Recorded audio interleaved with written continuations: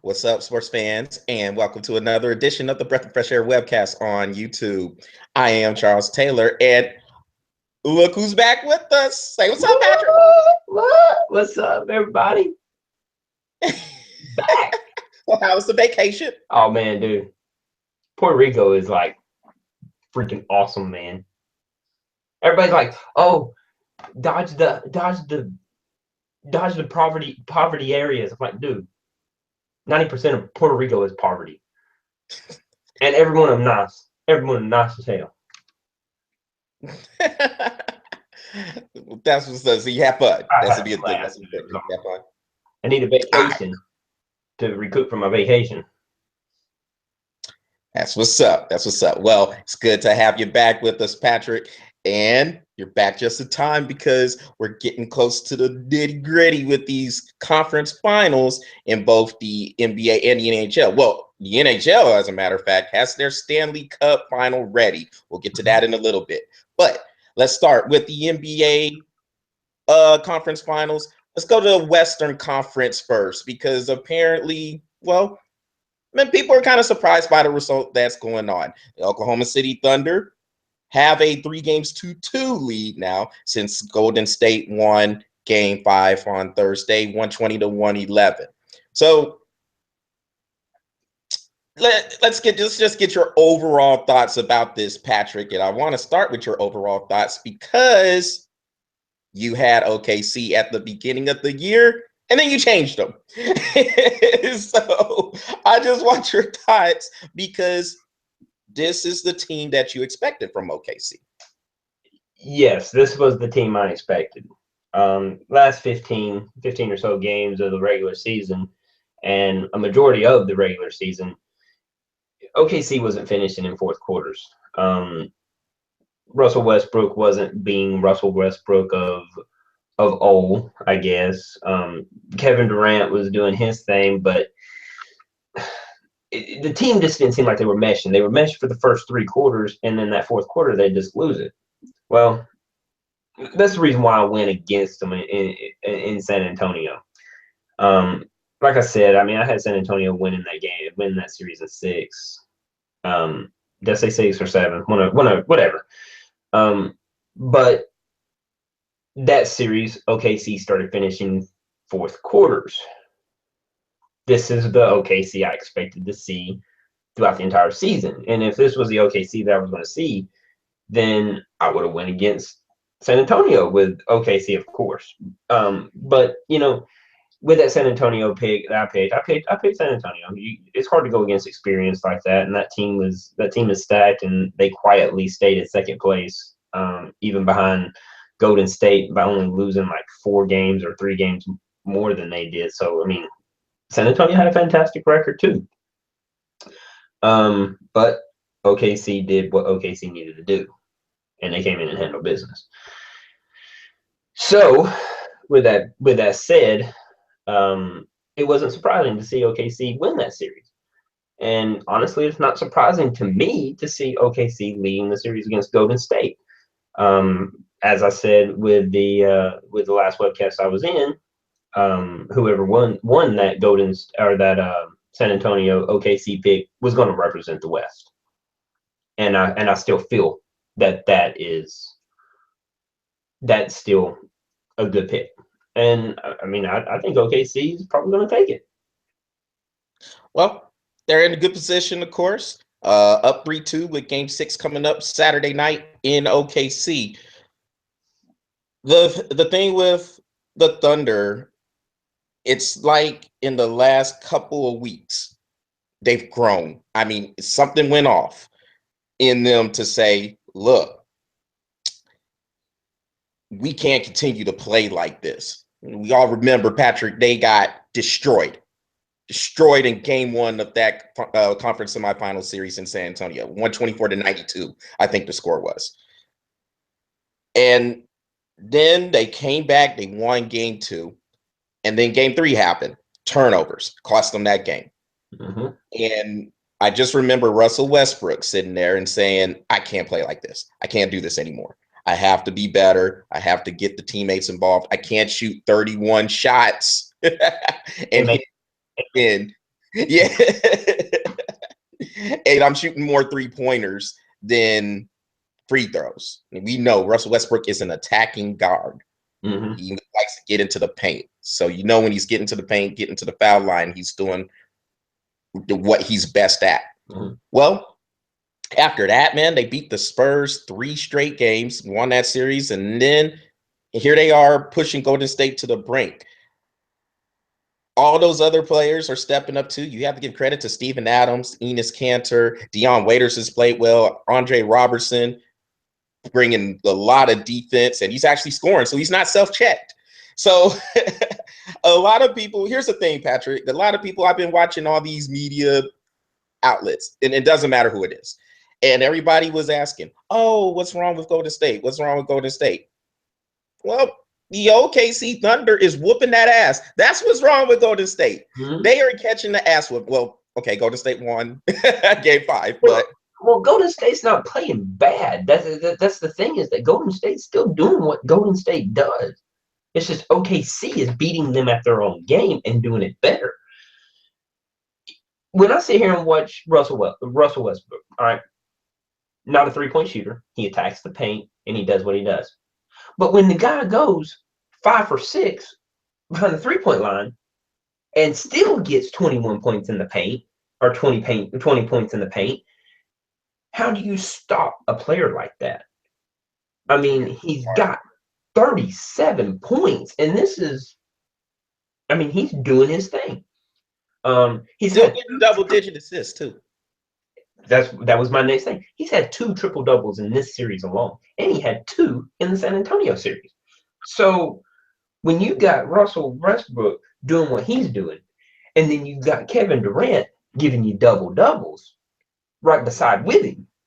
Real quick, Patrick. Kevin Durant is reminding people, hey, I'm Kevin Durant, four-time scoring champion. I was MVP too. Yeah. So people know that. Hey, by the way, Russell Westbrook may have made first team All-Star, but bro, I got second team All-Star, and I'm good with that. You know what I'm saying? And look, no disrespect to Golden State whatsoever. They're playing well. I mean, they're still hitting 48, 50% from the 3-point line. They're still getting good looks. They're highly contested shots, which is probably what throwing them off a little bit. But you're not going to stop Steph Curry from getting his 30 points. You're not going to stop Klay Thomas from getting his 27 to 30 points. You also got Andre Iguodala, who is hands down one of the best players to ever come off the bench, dude. So I mean, Golden State's getting their bench points. I mean, they're getting good play out of these players. It's just when OKC is beating you at your own game, I mean, nobody's matched them like that. So, and then tonight you're sitting here watching Kevin Durant go against Steph Curry, and it kind of handle him. I mean, Steph Curry is not going to get handled by Kevin Durant by no means. He's 6'10". He doesn't move as fast as a 5'10" Steph Curry. It's just a lot of length. It's just a lot of length, and it's hard for him to adjust because Steph Curry makes split decisions, and dude, he's gone. I just think I think OKC is doing what OKC does. And if this was the OKC, like I said, if I saw this OKC, I wouldn't have went against my pick. The only time, and very rarely do I ever go against my pick. I mean, I'll make stupid decisions sometimes and go against them. But honestly, I would have to say this was not a stupid decision to go against this pick because it was San Antonio. But OKC is doing their thing, man. OKC is doing their thing. I think they'll take it home in Game 6 and get ready for Cleveland. Unfortunately, probably Cleveland. June 2nd, 3rd, or whenever they start. Well, another thing with OKC is they do a very good job with the length that they were bringing. They could go small. They're the one team that has been able to match Golden State in that small ball. And when Golden State goes to that lineup with Steph Curry, Klay Thompson, Harrison Barnes, Andre Iguodala, and Draymond Green. That was their death lineup. That lineup that nobody else could deal with. Well, OKC came back and give Billy Donovan, the head coach, a lot of credit for making this adjustment. He came back with a lineup of Russell Westbrook, Dion Waiters, Andre Roberson, Kevin Durant, and Serge Ibaka. All those guys have athleticism and length. Mm-hmm. And when you can go ahead and the Steph Curry, Draymond Green pick and roll play was the hardest play to defend against, because if you're going to trap Steph Curry, you give Draymond Green the ball, it's a 4-on-3 in essence. And he's such a good decision maker there, then he can pick apart a defense. Mm-hmm. OKC is not letting that happen. They are switching everything, and with that length, they can cover. And now they're forcing these guys to have to pass, and OKC is using their athleticism really well to deflect passes. Like in Game 4, they forced 21 turnovers and deflected many passes. I mean, a bunch. So and 14 in the first half.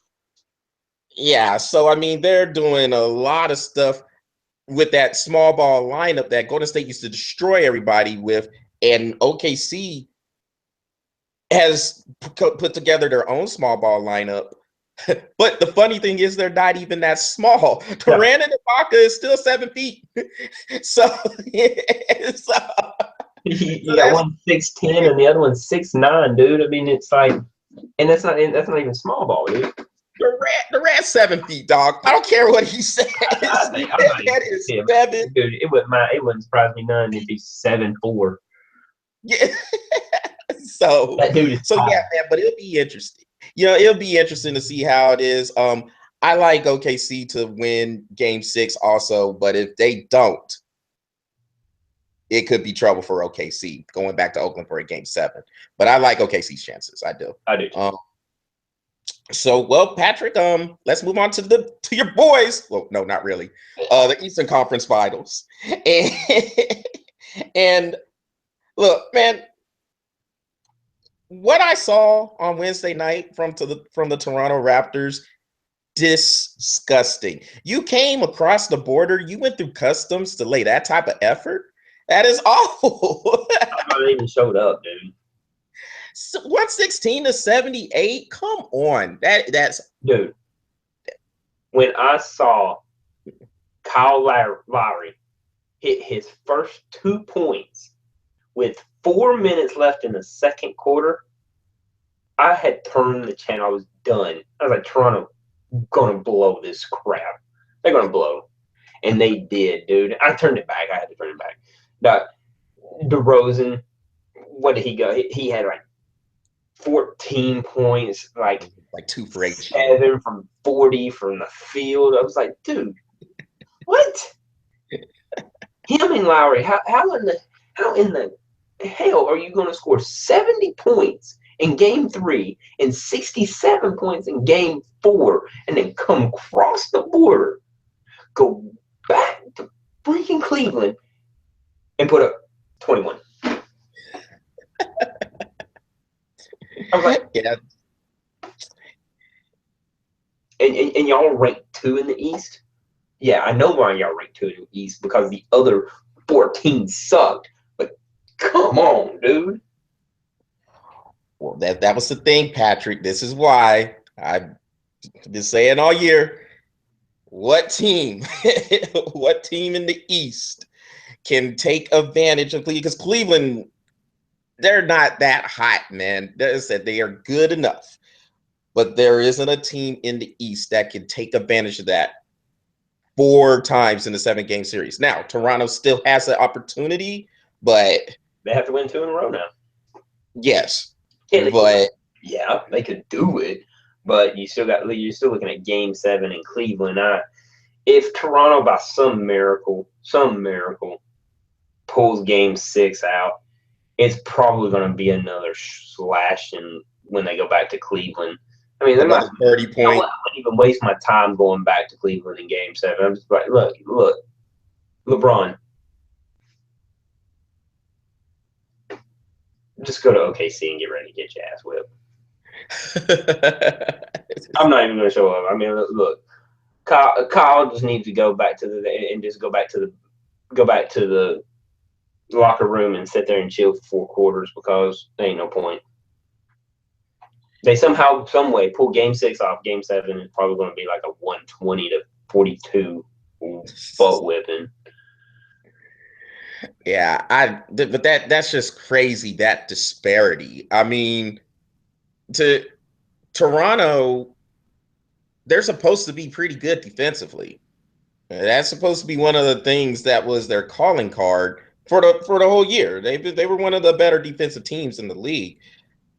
I don't know what is happening between trips to Toronto and Cleveland, but apparently defense is supposed to travel. Jet lag. Apparently, it's just across the lake. That's awful. Look, it's like a 45-minute flight, but we'll call it jet lag. It has to be. There has to be something. There has to be something. Jet lag. But we always say, man, look, the defense is supposed to carry. That is the one thing that is supposed to, or it's supposed to travel. Excuse me. If you can play some defense, then you can stay in any game. It's even on the road. And I don't know what's happening between those trips. Okay, we'll call it jet lag. But all of a sudden in Cleveland, it just turns into layup lines. Just straight scrimmage and practices for Cleveland. And they go back home, or when they go back to Toronto, Toronto's bringing more energy. The crowd is into it. Bismack Biyombo is the second coming of Dikembe Mutombo, blocking shots and getting 20. He 40 had 20 rebounds. 40 rebounds in 2 games. Now and then, dude, this dude comes into game 5 and gets 5. I was like, dude, when I watched that entire first quarter, and I saw Cleveland get 11 offensive rebounds, I was like, dude, and they had 22 second chance points, 11 offensive rebounds, all 22 points were in the paint, and they were dunks. Almost every one of them were a dunk. If they weren't a dunk, they were a layup. And I'm like, where's the defense? I mean, it all starts with Lowry and DeRozan, man, and they didn't even show up to play. This is playoffs, dude. I mean, like, where are you at? But then again, you can say the same thing about Cleveland when they went to Toronto. Kevin Love, he's like, well, I'll just wait to go to Cleveland to play basketball. He doesn't even play in the fourth quarter. He barely breaks 8 points in game 3 and scores 11 points in game 5 or 4, and then comes back to Cleveland and puts 15 up in the first quarter. Yeah, this right here, this series is the Dookie look series. Well, you just don't know what you're gonna get. It's just you know exactly what you're gonna get. You're going to get a butt whipping from Toronto when you're in Toronto, and you're going to get butt whipping from Cleveland when you're in Cleveland. So far, that's what it's been. Yeah, but I mean, it's still. Woo. All right, so as you can hear, I'm going through some thunderstorms here. So, did you hear that, Patrick? Yeah, I did hear that. I even saw the flash, man. I'm getting scared. I'm like 1,000 miles away from you, dude. Scared. Yeah. So, we'll see how this holds up. But yeah. So, yeah. It's just a crazy. It's crazy the amount of points that is happening from game to game. Games 1 and 2 looked like Cleveland couldn't be stopped, and then games 3 and 4, all of a sudden Toronto just decided, hey, maybe if we play a little bit of defense, we could do something. And then game 5, it went to the same thing. I expect this game coming up in game 6 to be close. I do. I think because Toronto's back home, they're gonna fight, they're gonna scratch and claw and do everything they can to try to get back to Cleveland. I wouldn't be surprised either way how that game went. I mean, I think Cleveland's going to win the series still, but yeah, we'll see. We'll see. If Lowry and DeRozan can score 70 points, then Toronto can win. Well, if they score 70 points, they should win. Oh, and let me tell you something. Game 5 and all them alley-oops that Cleveland had, ridiculous. Layup lines. Freaking ridiculous. Well, dunk lines. It's dunk They lines. had like 6 in the first half, dude. And then, see, that's another thing. Dellavedova threw a good amount of those. Why are you up on him? That man doesn't want to shoot anyway. Sag off. Pack the paint, force this dude to shoot a floater or something. He wants to pass. That is what he is in there for. To try to set up, they run a pick and roll, and then he passes or lobs to either LeBron James, Tristan Thompson, or whoever. That man is not trying to shoot. Somebody ain't doing no scouting reports. Somebody. Okay. And I don't even think it's even going to matter because Toronto. Well, Patrick, hey, it ain't going to surprise me out of the way in Game 6 either. If Cleveland comes out and wins, I think, like you said, I think it'd be close because Toronto will be fighting for their life, or fighting to extend the series. But let's say they do. Okay, cool. It just takes it to Game 7. Let's say they don't. Okay, cool. We went 6. And honestly, I haven't seen anything that's really, truly impressive from Cleveland in this series. Honestly, what I'm surprised about more than anything is the fact that the lack of defense that Toronto has. That's what I mean, this team, like you said before, I think we talked about this. This team shot 84. Or what's it?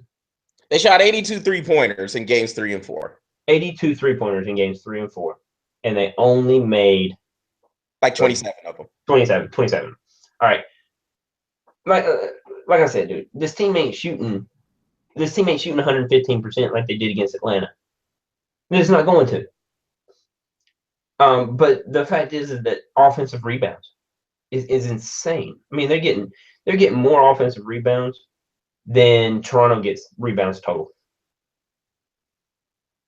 It starts with rebounds. I mean, right now Toronto has to do a self-check. What do we need to do to possess the ball more? I mean, you got to possess the ball to score. So what do you?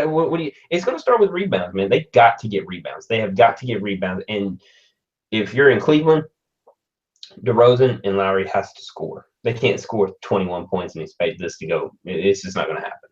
So again, Game 6 if Toronto extends it, cool. It goes back to Cleveland. I think Cleveland will put them away in Game 7.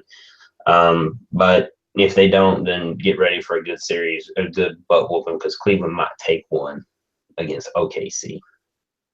Well, all right, Patrick. Well, let's get on to the NHL Stanley Cup Finals. So that is all set up now, and it will be the San Jose Sharks against the Pittsburgh Penguins in the Stanley Cup Finals. So, doing a quick review of the conference finals there. The San Jose knocked out the St. Louis Blues in 6 games, winning Game 6 5-2 on Wednesday.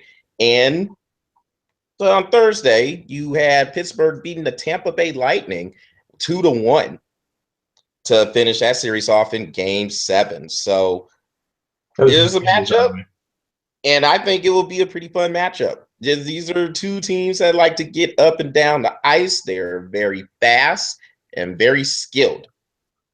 So what do you see with this matchup? I think I can see 7 games in this one, man, because I think they're just pretty well matched. I don't see any of these games being 2-1, 3-1, 3-2, 1-0. I see these games being like 7-5, 5-4. I mean, dude, it's like this. Both of these teams, I didn't expect to be here at all. I thought Pittsburgh was whiny with Crosby and Malkin, and I just didn't see it. So I thought they were gonna. I thought they were gonna get beat in the first round, honestly. But then I look at San Jose. I wasn't sold on them when they had to play the Kings in the first round. I was like, I'll take the Kings over San Jose. I'm not sold on San Jose. They weren't playing good regular season hockey at all. But then playoffs start, and Pittsburgh with Crosby and Malkin, they started playing. And what's the center's, what's his name for San Jose? Yeah, Joe Vaslowski, and Joe Thornton in them. Joe Thornton. This is a different Joe Thornton than I've seen in years. I mean, I've been watching hockey for about 3 or 4 years now, and really starting to understand the sport. And I have never seen Joe Thornton play like this. He is precise. I mean, like, precise. He's splitting the defense. The blue line he's fast. I've never seen him skate this fast. He's splitting the blue line perfectly almost every time. He's hitting passes that are just phenomenal. I've never seen Joe Thornton play this well.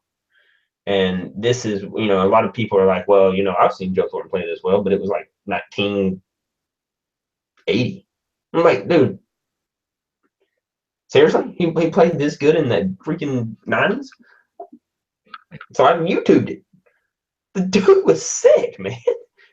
And now he's playing, from what I watched on YouTube, he's playing like he's 21 years old again.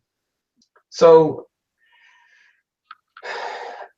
I looked at it. I watched it. I've been watching these teams play all season, or all playoffs. And I think it'll go 7. And I can tell you right now, man, I am rooting for San Jose. Of course you are. But I'm gonna tell you, man, I think I might have Pittsburgh going.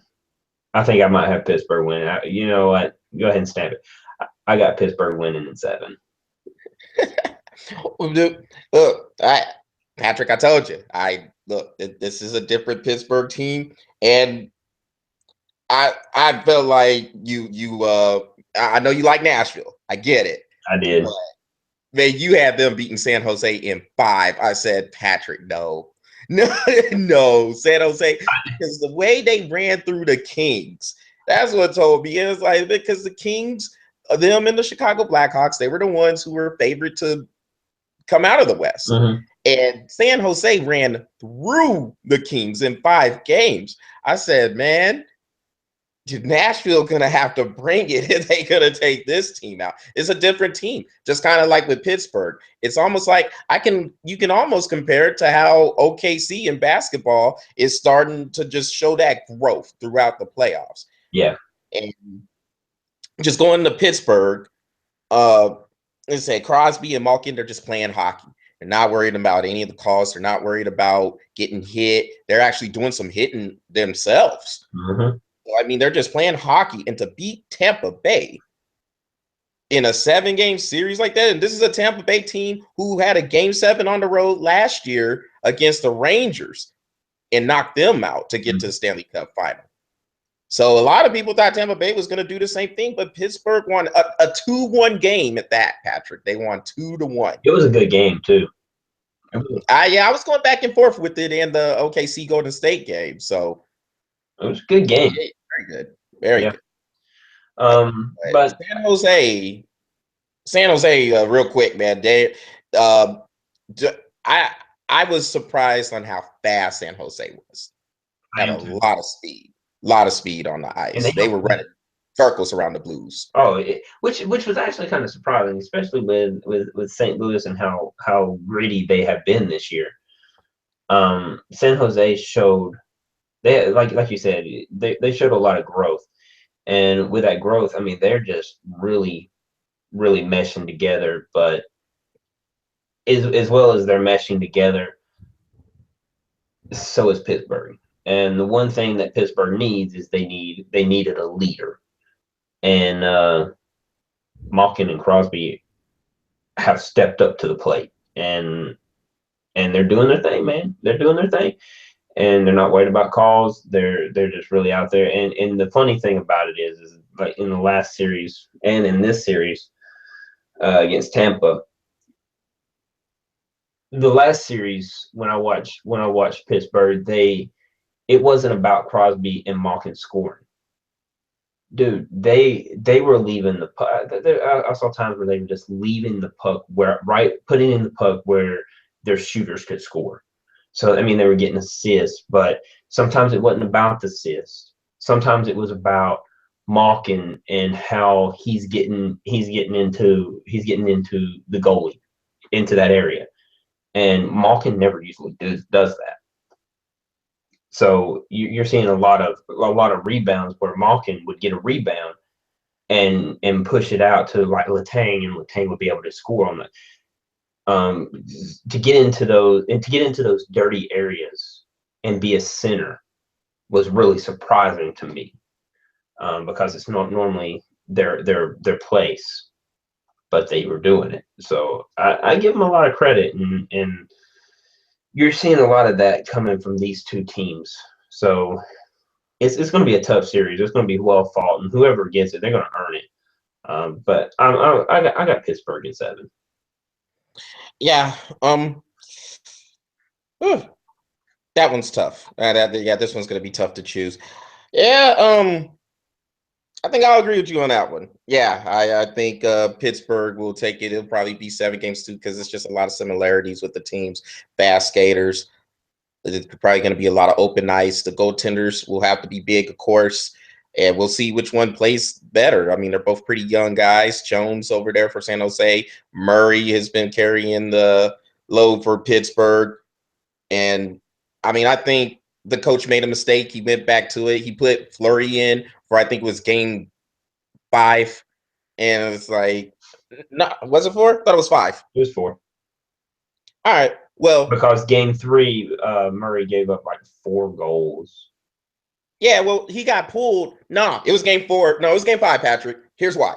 Because Murray got pulled in game 4 when Tampa Bay went on that 4-goal binge. That's And right. then they started Fleury in game 5. That's right. That's right. It was game 5. Okay. Wait, I thought he what? got pulled in game 2, but that's right. Or game 3, but that's right. That's when Tampa Bay had the big score, or the big game. It was game 4. So So we'll see, man. It'll be an interesting series, but I look forward to watching it. Starts Monday night on NBC, I think, at around 8 or 9 o'clock. So should be fun. Um, Patrick, let's move on to the Baylor thing. All right. So the head football coach there, Art Briles, he was fired on Thursday. And I guess it was a kickback from all of the investigations, all of the investigations that came from ESPN's Outside the Lines, among others, and a lot of sexual assault cases that were being reported, but I guess the school wasn't doing anything about it. So this is one of those cases where I can tell you this, Patrick. Now, me being here in Dallas, Fort Worth, and growing up in San Antonio, I remember Baylor just being a doormat. the complete and utter doormat of every conference, Southwest Conference, and then when they moved to the Big 12 Conference. These guys were not used to seeing success on a football field at all. So Art Briles comes in 2008, 2009, and he starts to turn things around. Then RG3, Robert Griffin III comes in, wins a Heisman, and they're still having a lot of success. They were around the top 5 programs in the last few years. It fell apart at the end there of last year, but then they have a new stadium there. A lot of success has come there. If you're Baylor and you start to see that success when you haven't seen success for a long while, and you're in Texas, in a state where football is king, no, like, but football is second to nothing here. And again, you start seeing that success. Unfortunately, when things come up, whatever scandal comes up, you're going to want to, well, I'm not saying they want to cover it up. I'm not saying they want to cover it up, but I wouldn't be surprised if they try to cover some things up because they don't want anything to get in the way of the success they're having. It it's a cutthroat way to say it, I know, but I just think that's the truth. I mean, to me, it's the truth. If you're a program and you're seeing this money coming in, you're seeing all this good stuff coming in from the success of your football program, I could see them trying to cover up some things. And unfortunately, apparently, it was sexual assault. That should not be covered. If it gets reported, investigate it. Do something about it. It appears that did not happen at Baylor, and now people are losing jobs. Well, hey, look, if you're gonna whip it out, be ready for the consequences that come with it. And Art Browse whipped it out, and well, this is what happens. I mean, I hate that. I hate that it happened because it's sexual assault, dude.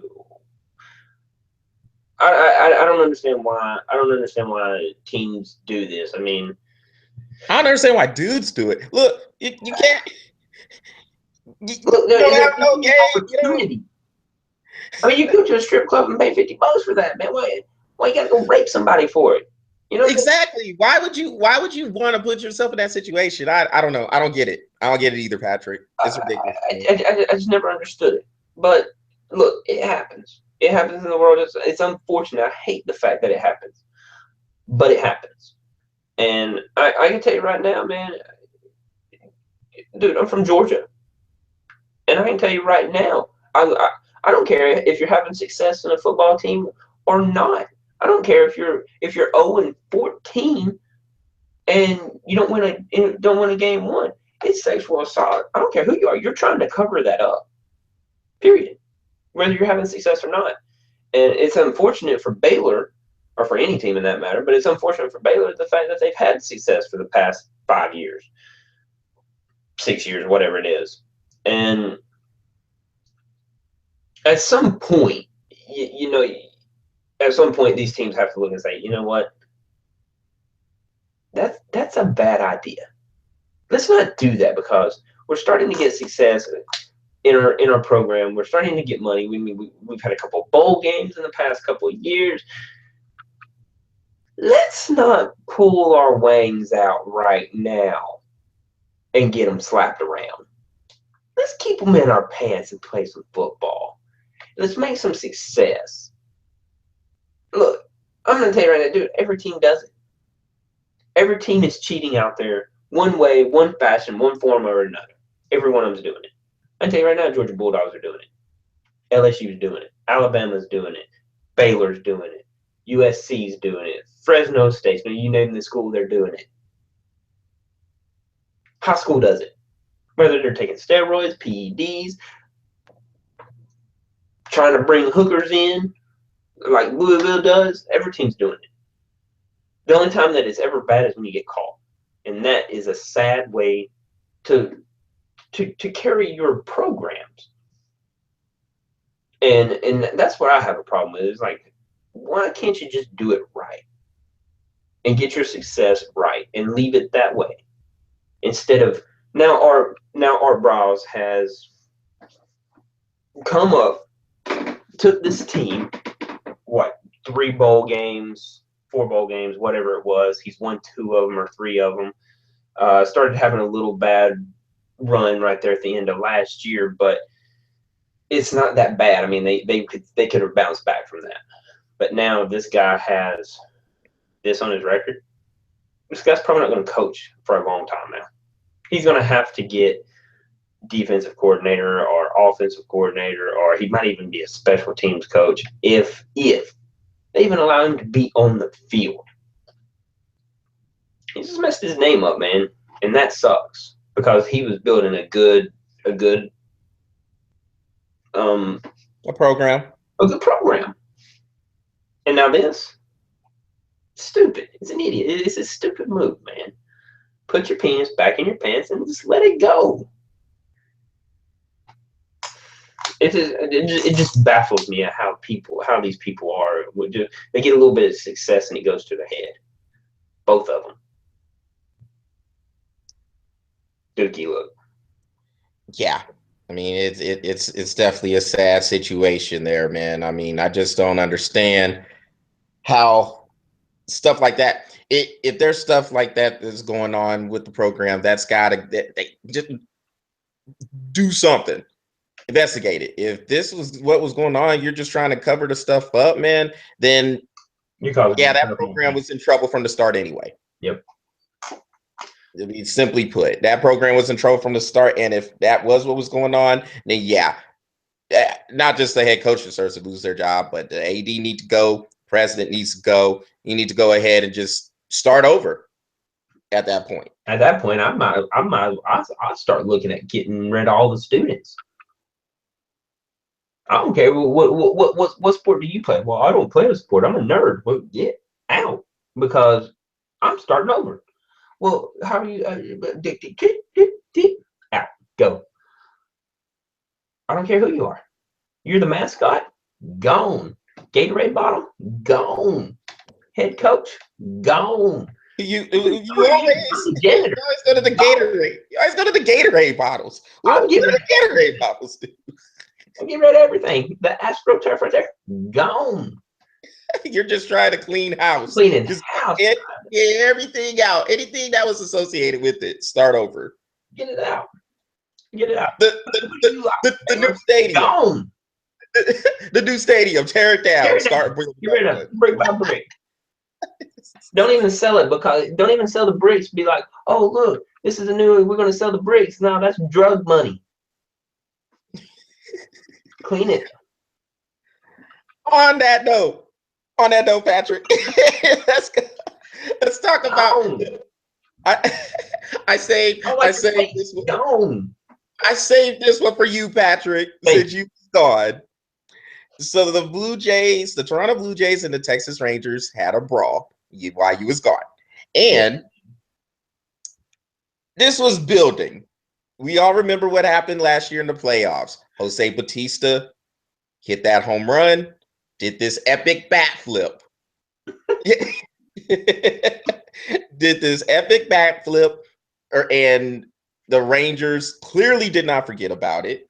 Now, all of a sudden, they went ahead on and wanted to retaliate. Now, they have played the Blue Jays in 6 games before this. This was the last time they were going to see each other in the for the regular season, at least. And now they decide, hey, let's go ahead on and throw the ball at Bautista. Go ahead and beam him up. Bautista got upset. He slides into second base hard and late. Like 4 seconds late. Yes. And so when he slid late, the second baseman, Rougned Odor, decided, you know what, I'm ready for this anyway. Let's get it. They start fighting. And Odor caught Bautista. The punch is all over the place still to this day. And plays for a while. Yes. And I mean, it was just, it was one of the better brawls that I've seen. Now, I don't know. I mean, they're talking about, man, some people said this doesn't have any place for baseball. Look, personally, man, I like it. Whatever. The only thing you can't forget about this is the best fight I've seen in a long time. You can't forget about Barry Anderson, who ran out on what's his face with the bat and swung it like 3 times, and I don't know how he missed. I was like, dude, you just struck out.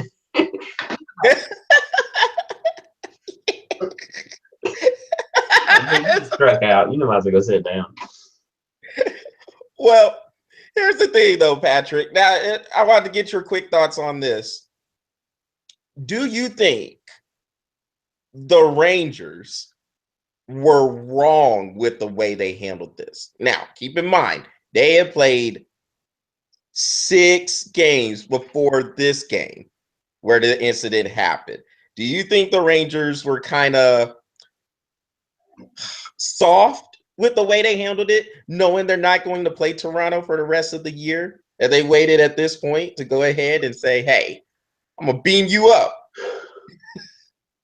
I don't think they were soft. It's like this. Look, okay, Bautista had the epic bat throw. Okay. I don't really think that is any grounds to being a person or start a fight or whatever. I do think it is a little bit of a means to throw some chin music, maybe back them off the plate a little bit. Maybe even make them do some jump ropes. Jump over that ball a couple of times. I'm gonna try to hit you in the ankle, something like that. Just to flat out beaning the way. No, okay. With that said, it's not like he threw 100-mile-an-hour fastball. I mean, he threw a changeup and hit him. Dude, it was a changeup. Dude, I saw the ball. Like, I could count the laces. I could count the seams. How many times it rolled over? The ball was slow. What I do think was uncalled for, and what I feel is the reason why the biggest retaliation happened, was not because of the bat throw as much as the late slide. And I would have clocked his ass for that shit too. Absolutely. Look, there's reasons why this right here is uncalled for in baseball. Now, there's a lot of unwritten rules in baseball. If you get in my baseline, I'm gonna hit you. I've done it before. I'll do it again. I don't care. I'll slap the glove. Get that out of my way. Don't be in my baseline. Plain and simple. Sliding late is uncalled for. It's stupid. It's ignorant, and it's there's no place in baseball for that. And the reason why people slide late is for a general rule, is to take somebody out. Normally your feet are up in the air, you're going to cleat somebody, you're trying to hit somebody. But then things like that, instead of stopping the late slide, baseball is going to implement the general and vicinity rule. All right, look, don't mess up the game. If they late slide, nothing different than PEDs to me. Been their buzz for 50 games and without pay and say, late slide again, bro, and you don't play baseball, period. Hit them up, man. Patrick. Dude, it's a late slide. You're all right. Dude, think of New Orleans. Look at New Orleans when they did the targeting rule. People got suspended for seasons for that. Your intent was to hurt somebody. If you late slide, your intent is to hurt somebody. You're trying to take them out. I don't like it. I agree with you to a point, Patrick, but let's remember the Bounty Gate scandal with the Saints. They were doing this for money. So, I mean, that's the difference. Now, I don't know if these guys are saying on the baseball pass. Well, I don't know if these guys on the baseball pass are saying, you know what? Let's take this second baseman out, dog. If I take him out, I'll get $20,000. Put it in a pot. Yeah. I don't think they were doing that. Don't get me wrong. I don't think they were doing that either, especially with the people that were involved. But I see what you're saying with the intent. But don't have the intent to injure somebody. I mean, that's no different than targeting. Yeah, granted, the difference is the money that was being paid out and the pots that were crazy ridiculous. But with the people that are involved, with it being Texas and Bautista from Toronto, I don't think that there was a pot, but there was a lot of trash talk. Dude, you gonna let them do that to you? You little punk, man. Nah, dude, I ain't no punk. I'm gonna late slide in on him. Okay, cool. Late slide. Block up. Late slide again, bro. Plain and simple. Don't do it. Don't do it. Do I think Texas handled it right to begin with? No, I wouldn't have beamed him. Like I said, I give him some chin music, scoot him back off the plate a little bit, let him know that I'm still here. Pitch to him or walking, whatever you're going to do. Don't hit him. Where I have the problem is when I really have a problem is where Bautista thinks that he's going to late slide. Dog, don't do it. I'm gonna tell you right now, you late slide. I've had one person late slide on me, and I just landed my cleats on his calf. And the second baseman or doer on that play, when you're talking about the late slide, the second baseman, especially if he knows that is coming, he drops the arm. drops the arm and throws it low. If the runner wants to take him out late, hey, if the ball hits you on the head when you're trying to slide late, Hey, my bad. Yeah, hey, look, I've played second base, I played shortstop, and I played catcher. All three of the positions of which I played in high school and in men's league. And I can tell you right now, when I had a late slide come in on me, I didn't throw it to first base. I threw it at the dude's head. I know he was fixing a late slide. I talked a lot of trash, and he told me, I'm going to late slide on you. I'm like, do it. So he did. And what did I do?